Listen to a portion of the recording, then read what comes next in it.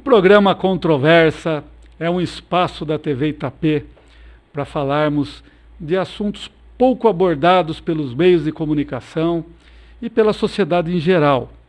Aqui nós tratamos em profundidade de temas importantes de comportamento, temas sociais, temas que dizem respeito à vida de cada um. E hoje falaremos sobre depressão. Estamos aqui no estúdio da TV Itapê com o psiquiatra Dr. Gustavo Rachid e com a psicóloga Mariana Harumi. Tudo bem com vocês? Como é que vocês estão? Eu gostaria que vocês mesmo falassem um pouco do trabalho de vocês, começando pelo Dr. Gustavo. Bem, olá a todos. Meu nome é Gustavo Rachid, sou médico psiquiatra. Atualmente eu trabalho em São Paulo, no Hospital das Clínicas, né? Sou psiquiatra colaborador e também sou psiquiatra colaborador no Hospital do Servidor Público Estadual. Então faço um trabalho aí já faz um tempo já, principalmente na parte de psicogeriatria, né? Na parte de idosos.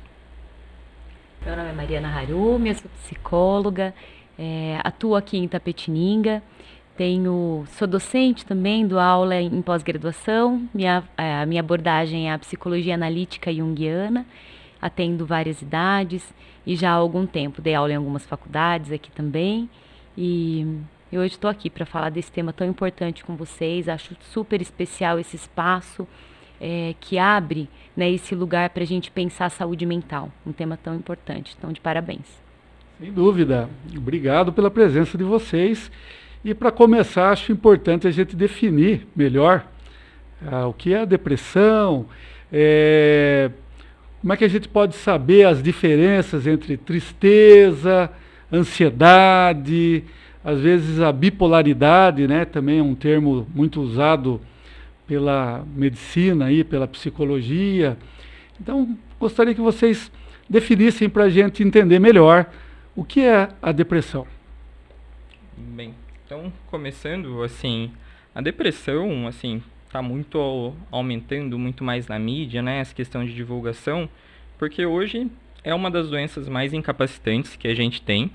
A gente vê que as expectativas até 2030 é que isso aumente cada vez mais. Hoje, mais ou menos 300 milhões de pessoas no mundo têm um quadro de depressão. E o que caracteriza, né? Você fez uma pergunta interessante, que é essa diferença da tristeza para a depressão. Porque assim, tristeza não tem quem não tenha passado em algum momento da vida. Então assim, situações do dia a dia levam a um quadro de tristeza, mas a gente não tem que patologizar necessariamente, né? Então depressão é um transtorno, que é um conjunto de sintomas onde a tristeza e a anedonia, né, que é essa falta de prazer na vida, sempre vai estar presente. E assim, isso daí vai levar o indivíduo a ter uma incapacidade funcional. Então, ele vai ter um prejuízo no funcionamento dele. Essa tristeza é uma repercussão que engloba toda a vida dele, gerando assim muita incapacidade. Então, aí que está basicamente a depressão. Depois a gente pode falar um pouquinho mais do diagnóstico também. Mariana, você é uma psicóloga, né? A gente fala da terapia também, né? Gostaria que você colocasse a depressão sobre esse ponto de vista.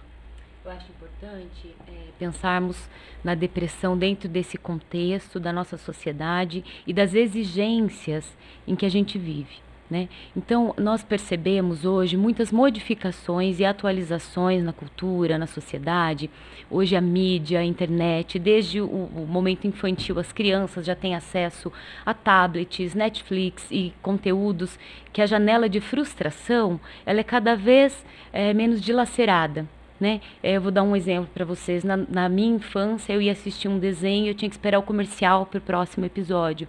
As crianças passam com o dedinho no touch e vão para o próximo episódio. E as coisas para elas hoje são todas muito rápidas, muito fluídas. E a janela da tolerância de frustração é como se fosse pouco treinada. Então, as crianças hoje, já no início da primeira infância, elas não têm muito treino para espera, para frustração, né? É como se elas estivessem cada vez mais querendo tudo muito rápido. Nós também estamos dentro de um sistema capitalista que exige perfeição, consumismo, é tudo muito acelerado. Eu acho que não dá para a gente pensar em depressão sem pensar nesse contexto, né? Um outro contexto que a gente tem que pensar da depressão, porque todos são fatores psicológicos que afetam o sistema psicológico, né? É o número de gravidez indesejadas que nós temos no Brasil é significativo, é grande, né? O número de gravidez na adolescência. Então, quem são as nossas crianças? A pobreza, a miséria, né? De onde nós estamos falando da depressão, sabe? Se nós estivermos pensando no nosso consultório brasileiro, dentro do estado de São Paulo e do sistema que a gente vive, né, e da nossa cultura, a gente pensa que esse aumento de depressão ele vem sendo favorecido pela maneira com a qual nós estamos vivendo. E nós temos que pensar de que forma a gente pode auxiliar, né, na psicoeducação emocional para a gente reduzir esse número. Porque a depressão ela vem de um número de exigências que o próprio indivíduo não consegue atender.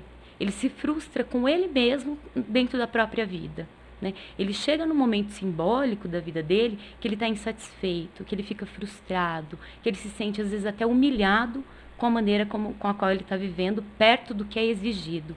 E será que isso está certo, né?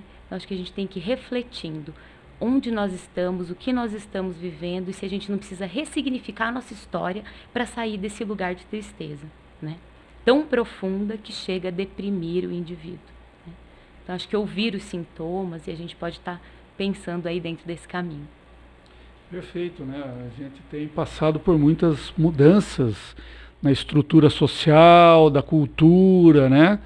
Que muitas vezes para o indivíduo normal existe uma dificuldade de se adaptar a todo esse novo sistema, nova forma de viver com tanta exigência, com tanta cobrança, com tanta velocidade, como você falou. Eu gostaria de saber também do Dr. Gustavo um panorama geral, né? Quando a gente fala de depressão, a gente também está falando do Brasil como um todo, do mundo, né? Esse processo que a Mariana se referiu, Dr. Gustavo, está acontecendo em todos os lugares, né? E não é só um indivíduo que aparentemente está doente, né? Nós temos aí todo um sistema que envolve a parte social, a parte econômica, né? Então, eu gostaria de saber se vocês têm uma dimensão, né? O que a gente pode dizer em termos globais dessa situação da depressão hoje. Sim, o Brasil hoje, ele é um dos países que tem umas maiores taxas, assim, de transtornos mentais.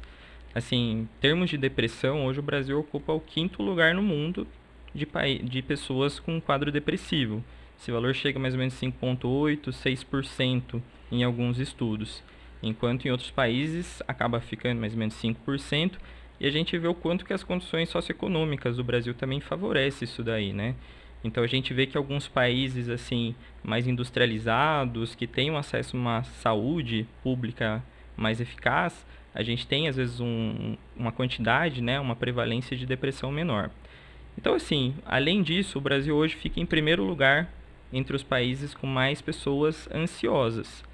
Então assim, o que a gente tem que pensar em termos de saúde pública, né? O quanto que a gente está gastando dinheiro para promover essa questão da saúde mental.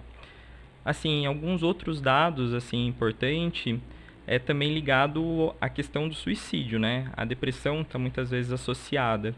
Então, assim, o suicídio no Brasil, estava vendo alguns estudos, uma taxa de 12 mil pessoas ao ano, né? Então a gente vê, será que a depressão causa morte? Então a gente vê, né, que é muitas vezes negligenciado o quadro depressivo, mas o quanto que isso leva à mortalidade também. Então a gente tem que valorizar realmente, né? Perfeito. Mariana, o que você pode dizer sobre uma abordagem global aí, não apenas do indivíduo, né, que muitas vezes a gente taxa como doente, né, num contexto social, econômico? Eu acho importante a gente pensar também na cultura do eu que nós vivemos, sabe?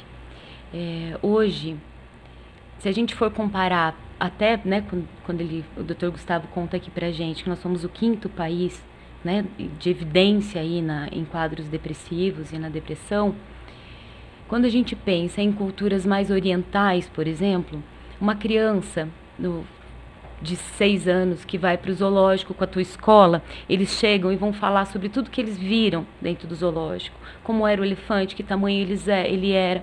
No Brasil e nas culturas mais ocidentais, nós temos um foco muito grande no eu. Então, eu dei um salto enorme na frente do elefante, o que eu fiz, como eu caminhei, o piso que eu dei, sabe? Então, assim, também tem uma questão nossa cultural que evidencia a potência do eu. É como se todo mundo tivesse que ser muito grande. Então eu penso que desde a educação, aqui a gente está falando de uma questão global, mas se a gente pensar no formato como nós educamos as nossas crianças, no que a gente valoriza, no quanto a gente incentiva a competitividade, às vezes exagerada, sabe? O quanto que isso vai adoecendo mentalmente, né? Aos poucos, vai intoxicando a nossa educação. Né? Eu penso que a gente precisa estar muito atentos com o que a gente está estimulando hoje, né, dentro da nossa cultura. E o quanto que isso pode estar favorecendo também ansiedades exageradas, síndrome do pânico, vários outros transtornos aí, além da depressão. Assim, de uma forma geral, que eu entendo do que vocês estão falando, é uma questão maior aí de o indivíduo ter que estar sempre bem, sempre feliz, sempre bem sucedido, vitorioso, né? Sendo que a vida de todos passa por momentos de sofrimento, de todo tipo de situação, às vezes desfavorável, e que faz parte da vida, e a gente acaba não reconhecendo tanto isso dentro dessa análise da Mariana, né, doutor Gustavo? O que você pode dizer sobre esse impacto, né, que a cultura exerce sobre as pessoas e a ponto até de adoecer? Eu acho que assim, o mundo atual, muito cheio de informações, uma necessidade de competitividade muito grande. Assim, você vive em São Paulo, é uma coisa meio adoecedora, né? É gente correndo de um lado para o outro, assim, para chegar no trabalho, demora um tempo para se deslocar. Então, assim, essa competitividade que eu estou falando acontece em todos os meios. Seja desde a época da nossa infância, quando a gente vai fazer uma prova, eu tirei mais que você. Aí depois vem a questão do vestibular, passei numa faculdade boa, uma faculdade pública, daí na faculdade mais competição. Então, assim, onde que a gente está querendo chegar, né, com tudo isso? E parece que as expectativas das pessoas são tão altas e, de certa forma, você nunca vai atingir essa perfeição. As pessoas querem muito, mas elas vão ficar eternamente frustradas porque é inatingível, muitas vezes, o lugar que essas pessoas querem chegar. E essa frustração de sempre, ver no Instagram, a tal pessoa lá foi viajar para Paris, e eu tô aqui num lugar péssimo, pegando metrô, tomando chuva. Será que minha vida tá tão ruim, a dos outros tá tão boa? Porque assim, ninguém vai mostrar os perrengues da vida, né, no Instagram, coisas da vida. Então, parece que muitas vezes as pessoas estão numa situação muito ruim, mas essa é a realidade da vida. Às vezes os pacientes vêm com essa demanda. Porque tá acontecendo tal coisa. Eu falo, gente, mas isso daí é normal. Se eu tivesse na sua situação, eu estaria igual. Então, assim, será que a gente tem que problematizar tudo? Então, assim, isso é uma questão muito social também, né? Que a gente tem que avaliar, assim, no paciente de forma geral. Nem tudo é uma patologia. Às vezes o contexto adoece. E aí não tem medicação, não tem nada que resolva, porque o problema é externo à pessoa. Não tem o que, muitas vezes, a gente mexer ali na substância química do cérebro, medicação, se ela está numa família toda adoecida, né? Então, Mariana, até o Dr. Gustavo falando de família, né, um aspecto que me chama a atenção é a estrutura familiar que mudou, né? Então, hoje, por exemplo, é muito mais comum um casal separado, né?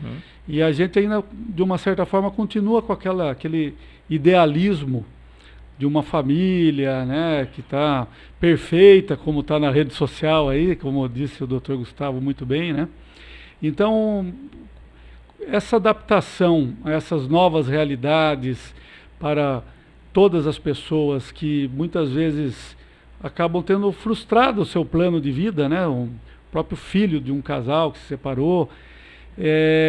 Como é que você, como psicóloga, no seu trabalho do dia a dia, tem percebido essa situação das mudanças, né? E aí eu aproveito até para emendar o papel da mulher, né, que hoje também ela deixou muito de ser aquela pessoa que estava no lar, porque ela precisa trabalhar.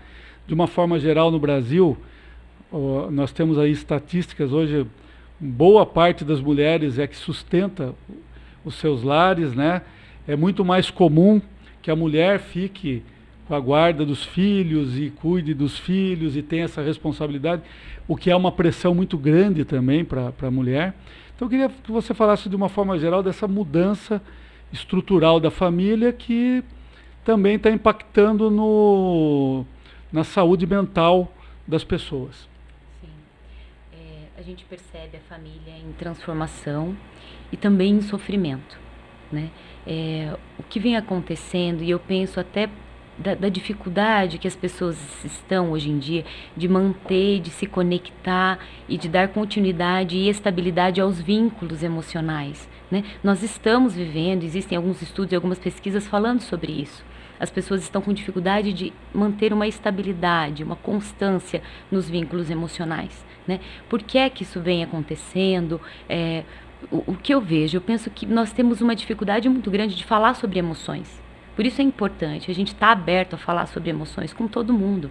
Quando você disse hoje aqui sobre a tristeza, né? Como se não pudesse entristecer, tem que estar bem o tempo todo, né? Uma criança, um adolescente está triste, todo mundo chega e fala, porque está triste, não fique triste, né? A gente não acolhe a tristeza, a gente quer só expulsar ela e ela faz parte da nossa vida, né? Então o que acontece? Na primeira tristeza que eu tenho, eu me separo, ou eu rompo com o meu relacionamento, ou eu interrompo a minha amizade, ou eu me afasto, ao invés de atravessar essa barreira, porque eu não tenho trabalhado as emoções, né? E todas as emoções são importantes, precisam ser olhadas, né? Eu falo que mesmo a depressão, quando ela chega na porta de alguém, não é para mandar embora, é para dizer, senta aqui, vamos dialogar, deixa eu saber o que essa depressão quer de mim, o que essa tristeza quer de mim, né? Ela está me puxando para um lugar de introversão, para um lugar, às vezes, sombrio e obscuro dentro de mim, mas para que eu possa enxergar coisas que eu venho jogando para debaixo do tapete. Então acaba sendo uma oportunidade para ressignificar a minha história, para olhar para frente, para fazer de uma forma diferente, né? Então tudo tem um valor simbólico na nossa vida. E às vezes a gente não ouve as coisas que a gente sente, né? Tô com raiva, negligencio, tô com medo, negligencio. Não ensino psicoeducação emocional para os meus filhos, para o meu entorno. É importante. O que você está sentindo, né? Por que você está assim estressado? O que é isso? Né? Quando eu posso nomear para as pessoas isso, elas vão saber lidar muito melhor com o que elas sentem e vão se relacionar melhor e vão conseguir ter uma estabilidade maior de família. Então é um ciclo e a gente vê uma bola de neve crescente, avassaladora dentro das famílias, né? E isso impacta sim dentro da saúde mental dessa mulher que fica sozinha e tem que carregar às vezes uma família na costa, né? E sustentar e dar conta dos filhos, desse marido que muitas vezes ali na ruptura também ficou perdido em sofrimento, né? Eu vejo e falo, a violência doméstica mesmo, que cresceu absurdamente agora na pandemia, ou não cresceu, mas a gente teve mais evidência, né? Tá todo mundo em sofrimento, esse homem que agride também vem de um sofrimento psíquico, de um adoecimento, todo mundo precisa de tratamento. Tá todo mundo negligenciando o que sente e também foi negligenciado de alguma forma, né? Então, como é importante a gente parar, pensar, falar sobre educação, falar sobre emoção, porque isso é o que vai ajudar as pessoas a manterem cada vez mais forte a família que elas quiserem manter, né? Muito bom. É importante, né, doutor Gustavo, a gente está falando sobre esses temas, né? Acho que a partir de um tempo para cá, houve uma abertura muito maior, né, para a gente reconhecer mais o que acontece com as pessoas, com a sociedade. E aí eu também acho importante, eu quero perguntar para o doutor Gustavo, porque além desse lado que a Mariana muito bem abordou, que é um lado da sociedade, que é um lado, vamos dizer, mais externo do indivíduo, eu queria saber do doutor Gustavo se também nós temos um quadro, por exemplo, pessoal, de uma hereditariedade, ou se alguns grupos de indivíduos numa determinada idade ele esteja mais favorável até a depressão, a química do organismo. O que o Dr. Gustavo poderia dizer sobre essa parte mais biológica, né, do indivíduo, que também é relevante, acredito eu, no caso de um sintoma de depressão. Sim. Assim, filhos assim de pais depressivos podem ter uma tendência maior. Então, tudo é genético, né? Tudo é passado o gene para os filhos.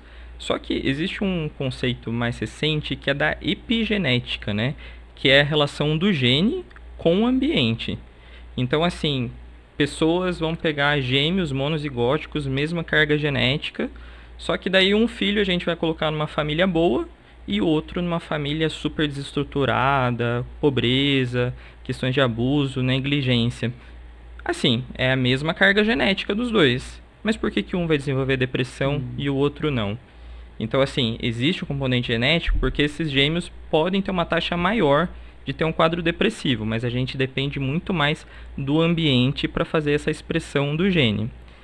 Então, outro ponto também que você falou em relação às idades, hoje, assim, a gente está vendo cada vez mais, assim, idades precoces, né? A pessoa tendo um quadro depressivo.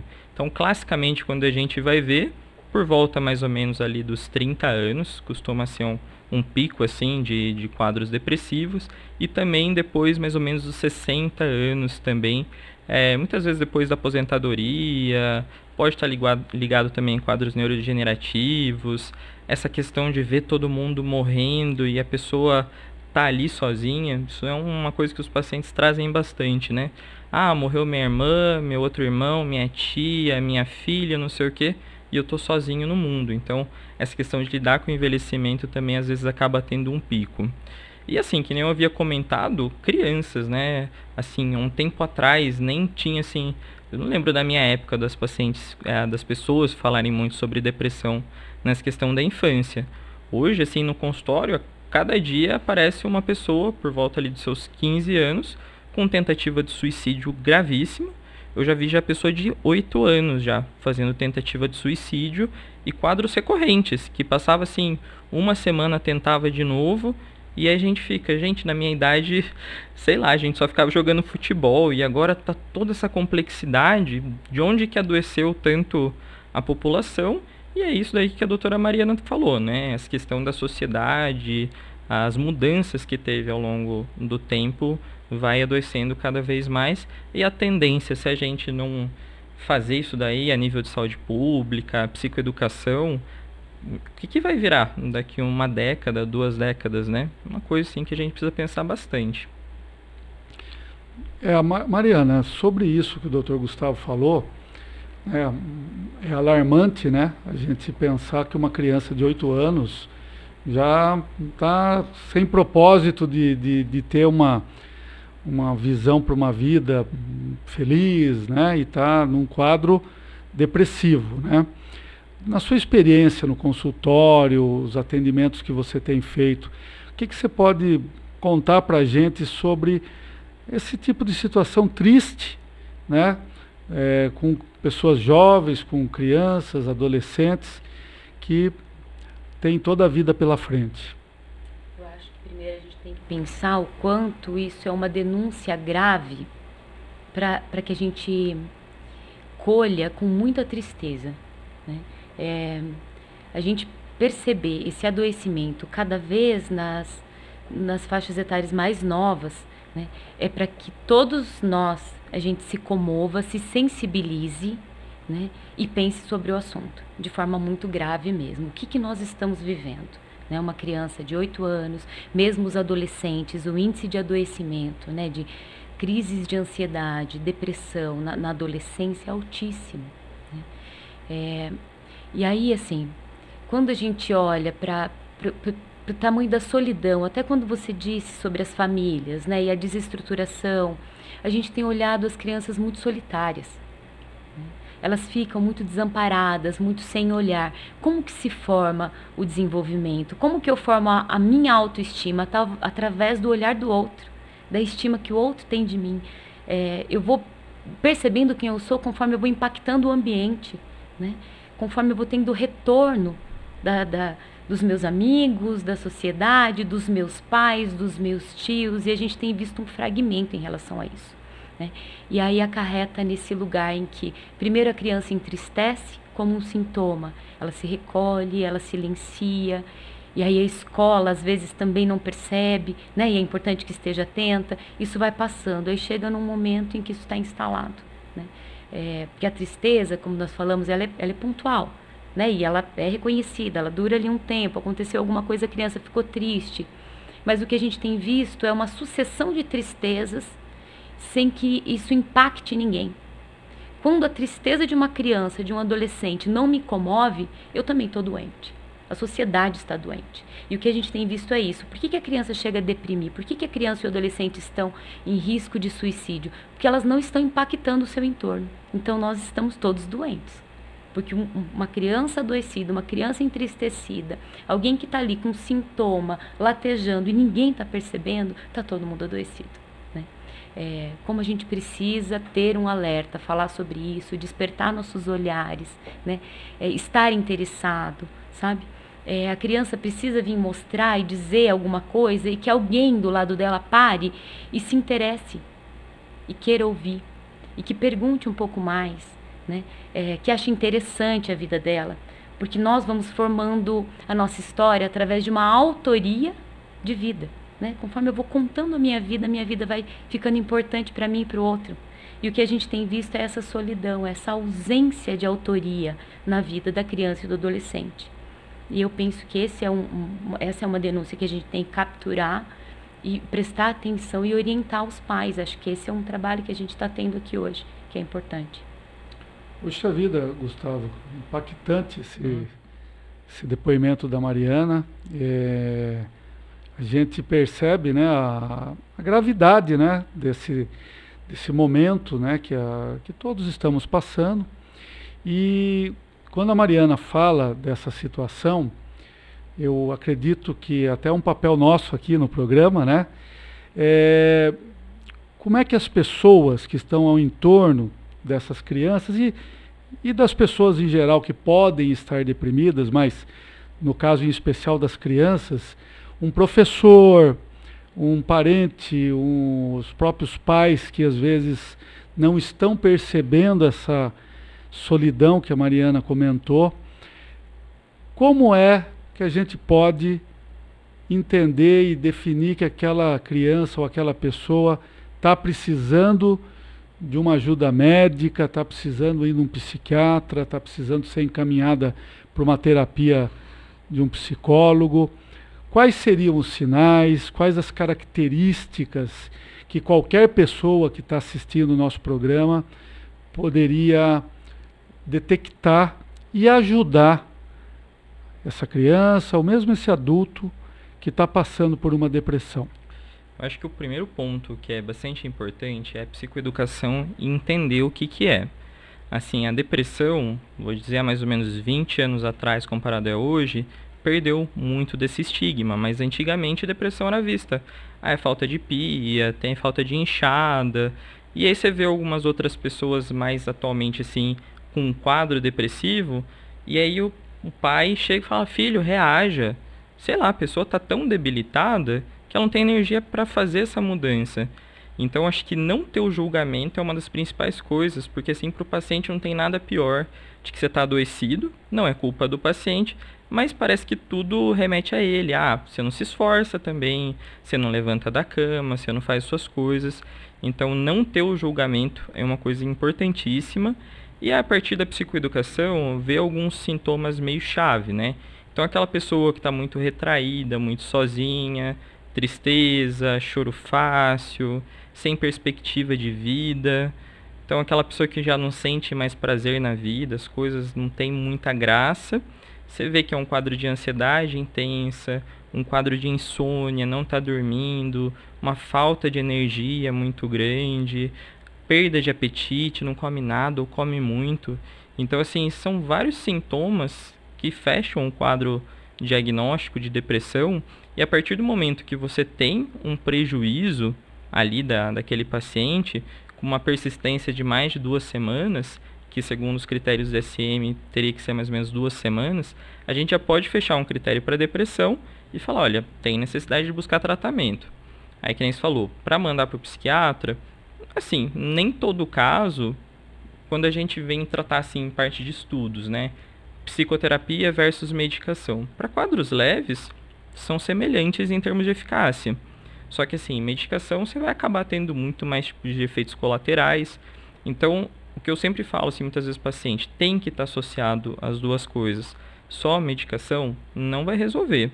Meio que assim, enquanto você não muda a forma de você viver no mundo, você vai continuar com o problema ali. Se é uma pessoa ansiosa, muito preocupada, muito autoexigente, o remédio vai resolver o problema ali. Mas assim, se você não retira essa autocobrança excessiva, vai passar um tempo lá sem remédio e vai acabar tudo de novo. Então, buscar assim os profissionais é importante. A gente tem que divulgar isso daí, acesso a CAPs, centros mais especializados para estar buscando ajuda. E outro ponto também é assim, sempre avaliar nesses pacientes depressivos questão de ideação suicida. Às vezes isso não vem de cara assim, eu quero morrer, vou tentar de tal jeito, mas seria bom se a vida me levasse, não queria mais acordar, eu só queria dormir e não acordar mais. São pensamentos que, assim, fala a favor do pensamento de morte, mas não é exatamente aquela ideação suicida de, olha, eu vou executar ali na prática. Então, se a gente vê esses pacientes, gente, é muito grave, você tem que mandar urgente, assim, procurar um profissional para estar tratando dessas partes. Mariana, o Dr. Gustavo falou da questão do suicídio, né? Na sua experiência, nos seus atendimentos, o que você pode dizer para a gente sobre o indivíduo que está chegando num limite, hoje, por tudo que a gente tem falado aqui, que está sendo muito comum, são muitos fatores, né, que, como a gente falou, da parte social, econômica, da estrutura familiar. Essa situação está deixando com que as pessoas percam a vontade de viver, ela está sendo maior do que a gente anteriormente tinha, ou sempre foi assim e agora a gente está conseguindo detectar melhor. O que você pode dizer desse momento que a gente passa, né? E mais ainda, como vocês mesmo falaram, essas exigências, né, de uma perfeição, de uma vida que ninguém consegue atender, né? Gostaria que você falasse da sua experiência com questões desse interesse por suicídio, por falta de vontade de viver. Primeiro, assim, como é importante a gente pensar que o saudável é querer estar na vida. O saudável é rir com intensidade, o saudável é gostar de estar com as pessoas, é ter prazer nos detalhes, é achar bonito uma árvore, chacoalhar com o vento, isso é saudável, né? Quando começa toda essa... Porque nós temos em nós uma pulsão de vida. Então, quando a pessoa começa a falar sobre não ter esperança, não ter perspectiva, essas falas, às vezes, né, como o Dr. Gustavo trouxe aqui, tão bem colocado, manifestar pequenos interesses pelo mórbido, por esse lugar que é vazio, né? Por essa falta de fé na vida tão intensa, isso é um adoecimento grave, né? E não tem, também o Dr. Gustavo colocou de uma forma muito bem colocada a questão do preconceito. Muitas vezes isso é mal visto, sabe? É colocado como falta do que fazer, ou tem muitos preconceitos em torno da depressão, né? Em torno do desejo dessa falta de intensidade em estar na vida. As pessoas não querem aceitar isso, e a gente escuta até colocações que chegam a ser perversas, sabe? Tanta gente morrendo que queria estar viva e você querendo morrer. Nada disso vai ter efeito. Então, como é importante a gente recolher essas falas, que elas acabam sendo maldosas. Elas prejudicam muito né, as pessoas que estão passando por esse momento. Isso é uma doença. Elas estão adoecidas, é uma psicopatologia. Né? O saudável é querer estar na vida. Nós temos uma pulsão de vida. Quando o indivíduo está na pulsão de morte, tem alguma coisa errada. E todo mundo falhou com ele.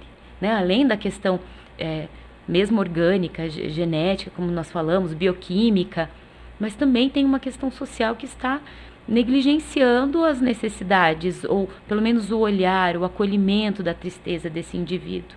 Né? Então vamos ter cuidado. É importante, sim, que esse indivíduo tenha estímulo e incentivo para fazer uma atividade física, com certeza, para continuar no trabalho, para continuar na vida social, mas é com cuidado, com carinho, com afeto. Não é assim, vamos, você tem que se exercitar, vai agora, porque a falta de energia que essa pessoa está vivendo é uma falta de energia ali mórbida. Né? Essas pessoas geralmente até sonham que são zumbis, mortos-vivos, têm sonhos catastróficos, pesadelos. Você vê que isso vai invadindo e poluindo a vida desse indivíduo inteiramente, da consciência do ego para o inconsciente. Né? É como se faltasse mesmo vida, libido. Né? Ela precisa daí do acompanhamento psiquiátrico, da medicação e da psicoterapia para a gente ir cuidando, e às vezes ainda de um acompanhamento. A gente na psicoterapia acaba chamando a família, orientando a família, porque todo mundo precisa estar em alerta constante, porque essa pessoa está adoecida. Nesse momento do adoecimento, ela só vê como uma possibilidade para ela a morte, mas isso não é real. Se ela sai desse lugar obscuro, cinza, depressivo, ela consegue enxergar outras nuances de novo. Só que para ela chegar nesse outro lugar precisa de ajuda, desde bioquímica, terapêutica, né? Ela ir percebendo a vida e recolando a história dela de volta. Né? Às vezes essas pessoas passaram por traumas muito profundos que não conseguiram superar, né? E precisa revisitar, organizar essas histórias e perceber possibilidade de vida, poder olhar para o futuro de novo. Né? Só complementando também uma das suas falas, mas assim, por que tem preconceito de tratar um quadro depressivo e não tem preconceito de tratar uma hipertensão? Por que não tem preconceito para tratar uma diabetes? A gente está falando de transtornos, doenças, que você tem alterações ali passíveis de tratamento e que pode melhorar. Então, assim, agir com preconceito contra esse tipo de coisa beira uma coisa até meio idiota, né? Porque não faz sentido não querer que a pessoa tome remédio por puro preconceito, né? Perfeito. E, inclusive, a pergunta que se faz é quando a gente pode saber que aquela pessoa precisa realmente de um tratamento químico, né? Porque quando a gente escuta a fala da Mariana, a gente percebe, né, que são coisas complementares, né? Tem a parte química, tem a parte biológica, como o Dr. Gustavo falou, e tem essa parte comportamental que a pessoa também precisa se aceitar mais e interagir melhor com a sua própria vida, né? Como é que a gente pode saber se o indivíduo está precisando realmente tomar um medicamento, e até num caso extremo, Dr. Gustavo, no caso, por exemplo, qual o critério para uma internação? Que eu imagino que seja um caso muito grave, né? Porque, pelo que a gente está conversando, né, o ideal é a gente tentar que o próprio indivíduo consiga se recolocar numa situação de ter um prazer de viver, né? Mas como é que a gente pode identificar um caso grave que precisa de medicamentos e quando essa pessoa até pode precisar de uma internação? Assim, eu acho que essa questão de marcar, às vezes tem umas pessoas que têm uma visão mais da psiquiatra para caso muito grave, psicólogo para caso mais tranquilo. Isso é muito inimaginário, assim, das pessoas. Não necessariamente o paciente que vai passar comigo vai sair com uma receita de medicação. Não aconteceu nenhuma, nem duas, nem três vezes de paciente chegar com aquela demanda, eu preciso de remédio, mas eu falo, mas o que está acontecendo? Ah, não, terminei meu relacionamento ontem. Tá, mas você vai tomar remédio para quê? Para um quadro depressivo? Nem tem muito o que ser feito, né? A gente vai medicar muitas vezes sintoma. Ah, então não está dormindo? Vamos medicar isso daí. Então, assim, psiquiatra não necessariamente vai passar remédio numa primeira avaliação. Então, tanto o psicólogo, eu recebo muito encaminhamento, sim, de psicólogo, que acaba passando direto com eles e fala, olha, eu acho que para isso, muitas vezes a gente vai precisar de alguma medicação. Então, assim, as coisas são complementares. Não tem nenhum paciente meu que passa no consultório e que eu não encaminho para fazer psicoterapia. Eu acho que um tratamento nunca deve ser feito só com medicação, que é o que as pessoas querem muitas vezes, porque as pessoas querem fácil, que é só acordar, pegar uma pílula, toma, e parece que não existe mais problema, você dorme, você presta atenção, e você faz de tudo. Então toma um remédio para dormir e um remédio para acordar. Então isso daí é uma coisa muito fácil. E às vezes trabalhar isso em psicoterapia é muito difícil, é muito doloroso. você vai falar de um trauma da infância, hoje a gente vê que uma das principais causas assim de transtorno psiquiátrico é questão de violência na parte da infância, seja de uma negligência, de não ter dado atenção, violência física, violência sexual também, que acaba sendo muito comum, que você vai meio que marcar a pessoa pro resto da vida para ter aquele problema. E a gente vê que uma pessoa não tratada, a depressão hoje é vista muito mais como um transtorno inflamatório sistêmico, de não ser uma coisa só no cérebro. O corpo todo fica alterado, resposta da parte hormonal, parte de cortisol, tudo isso fica muito prejudicado. Então, tratar a depressão com medicação, psicoterapia, impacta na evolução da doença. Então, uma pessoa que não trata, a chance dele ficar recorrendo é muito maior. Então, não trata aqui, então melhora da depressão, daqui 6 meses tem um outro quadro depressivo, até que isso vai persistindo. Então, assim, tratar é necessário, a gente tem que intervir muitas vezes. E aí que você perguntou da questão de internação. Então, a gente vai dar medicação, é demorado, as pessoas querem um resultado muito imediato de toma o remédio hoje, amanhã eu já vou estar bem, eu vou estar alegre, sorridente, feliz. Não. Sempre falo isso daí, olha, você vai ter que esperar no mínimo umas 3, 4 semanas para a medicação fazer efeito. Tem algumas medicações, como benzodiazepina, que tem ação imediata, mas precisa ter paciência.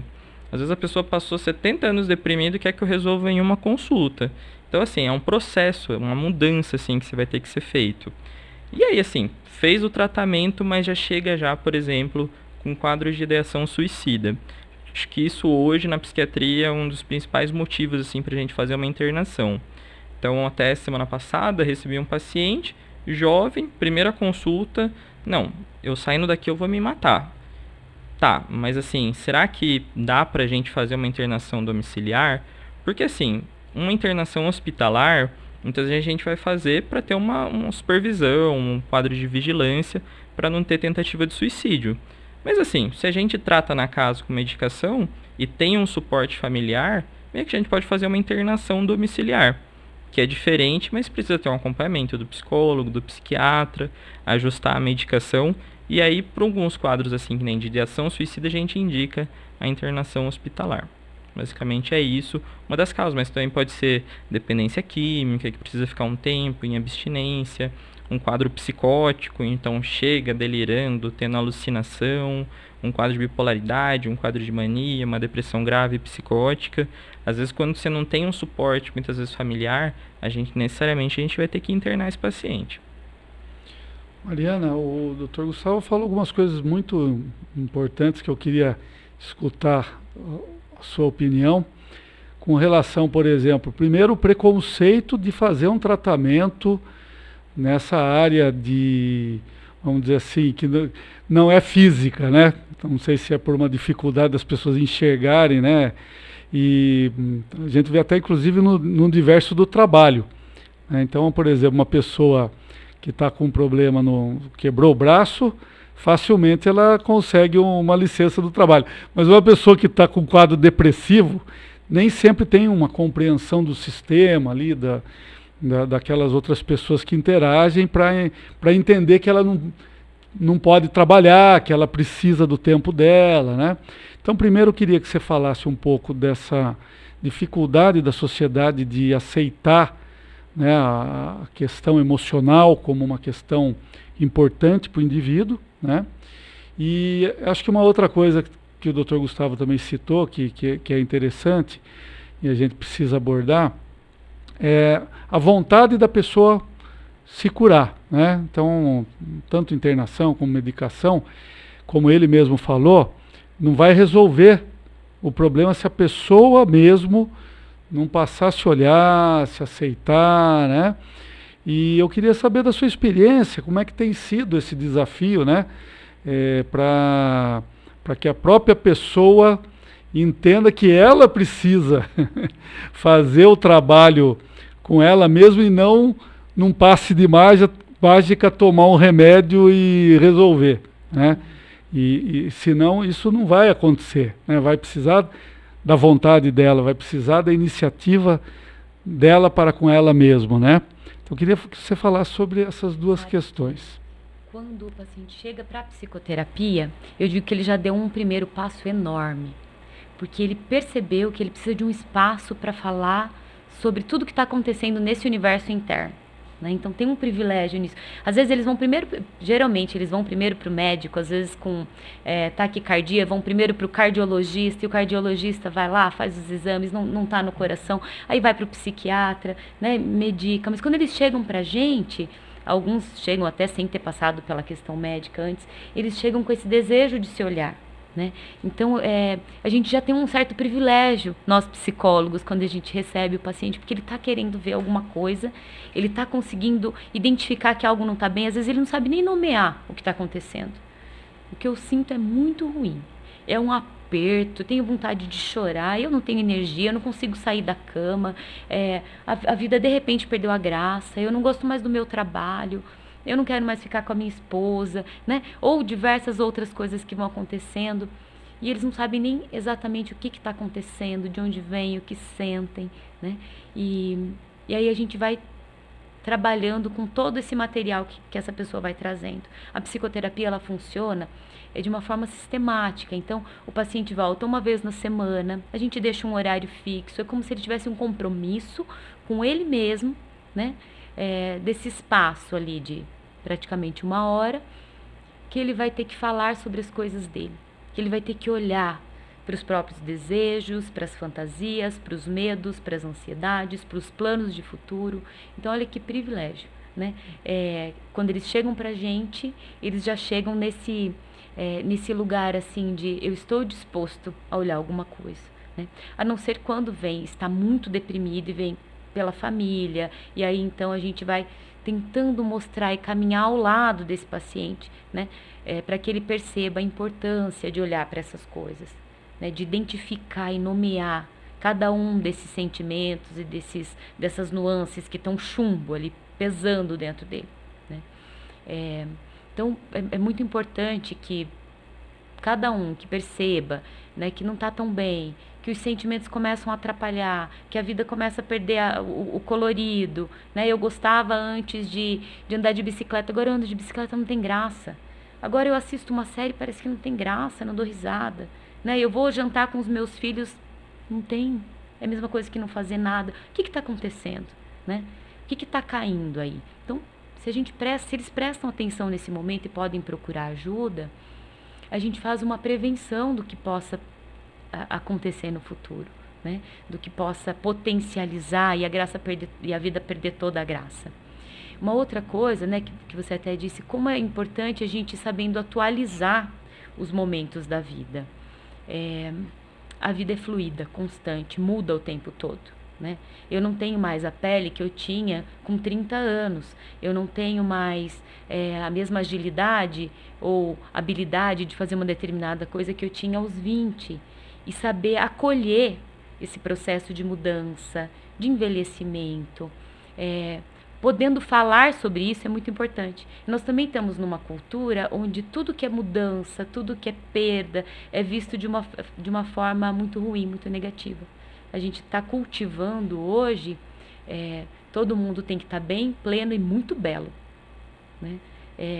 No auge de todas as suas capacidades. E talvez, né, eu possa acolher alguns movimentos e mudanças de uma forma mais sensível comigo mesmo, né? E isso também me ajuda a estar melhor no processo, no caminho, né? Então até o Dr. Gustavo falou, as pessoas vão envelhecendo às vezes, e os filhos vão saindo de casa, tem um auge ali nos 60 anos, perdendo pessoas, e é como se elas não conseguissem assimilar as mudanças, né? E a gente precisa, de repente, de ter um espaço terapêutico para falar sobre as mudanças, porque elas vão acontecer, né? A vida é fluida, é constante, é um movimento, né? Não dá para esperar que ela se mantenha estável e que tudo fique estático, né? Então, esse é um movimento que a gente tem que ter consciência, poder acolher, poder falar, né? Para não precisar adoecer. E o nosso bate-papo está fluindo tão bem que a gente nem percebeu o tempo passar. Acabei de receber um sinal ali do Johnny ali que a gente já precisa encerrar, que está acabando o tempo do programa. Passou mesmo. Foi muito bom estar com o Gustavo, com você. E eu, então, por conta disso, infelizmente, quem sabe a gente até marca um segundo programa para continuar, porque esse tema ainda tem muito o que falar, né, doutor Gustavo e Mariana? E nós somos falantes, né, nós dois. Ainda bem, né? Isso é muito bom. A gente é conversador. Porque é o que precisa, né? É o que as pessoas precisam falar sobre isso. E, então eu quero deixar vocês dois à vontade, começando pelo Dr. Gustavo, para fazer suas considerações finais, para a gente poder encerrar esse primeiro programa, porque eu vou convidar vocês novamente para a gente continuar esse bate-papo tão bom. Primeiramente, agradeço o convite, Edmundo. Foi um prazer vir aqui, também conversar com a doutora Mariana. Então, assim, eu acho que de forma geral a gente pode sintetizar mais essa parte inicial do que é a depressão, como que se faz o diagnóstico, busca do tratamento, nunca ficar só com a parte medicamentosa, muitas vezes nem só psicoterapia, mas assim, uma mudança do estilo de vida, que engloba desde exercício físico, isso também é uma coisa que eu falo para todos os pacientes, o quanto o sedentarismo faz mal. A gente está com uma sociedade onde tudo é fácil, iFood, você pede comida, vem tudo ali. Então, obesidade está cada vez mais frequente, isso muitas vezes tem ligação com quadro depressivo. Exercício físico ajuda. Então, assim, procurar, muitas vezes o acesso, a gente tem que saber onde procurar, né? Então, é bom se formar, às vezes, no posto de saúde, onde que tem acesso a um CAPS para buscar tratamento, porque hoje ainda a saúde mental é uma coisa assim, muitas vezes elitizada, né? Você não consegue passar com um psicólogo, porque tem um psicólogo para atender 10 mil pessoas ali na região da UBS. E aí muitas vezes a gente vai falar de uma população que ganha um salário mínimo, onde não tem dinheiro para quase nada que fecha o final do mês, e quem dirá pagar uma terapia ou uma medicação. Então, assim, buscar sempre o acesso, né? É importante para estar todo mundo aí medicado, fazendo terapia, exercício físico, para mudar mesmo o estilo de vida, porque assim, só quem conviveu ou viveu com um quadro depressivo sabe a dor que é. Muitas vezes a pessoa está ali na cama, sem energia, há mais de 5 anos e não melhora. E assim, não tem nada mais prazeroso do que no consultório. Esses dias uma paciente falou, faz 25 anos que eu não sei o que é dar risada, não sei o que é ser feliz. E eu, só com o ajuste de uma medicação, minha vida virou outra. Então, acho que não tem nada mais prazeroso do que eu ver isso daí e saber que você foi determinante para mudar a qualidade de vida de uma pessoa e trazer a pessoa de volta à vida, que é o que todo mundo deveria fazer. Então, muitas vezes a gente está nessa busca de inalcançável para ganhar dinheiro, nossa, conquistar muitas coisas, mas a gente não vive o dia a dia. Então, depressão atinge rico, atinge pobre, atinge tudo. Então, dinheiro não é sinônimo de felicidade. Buscar tratamento sempre vai ser o mais importante. Mariana? Também quero agradecer o convite, estar aqui com o Dr. Gustavo, com você.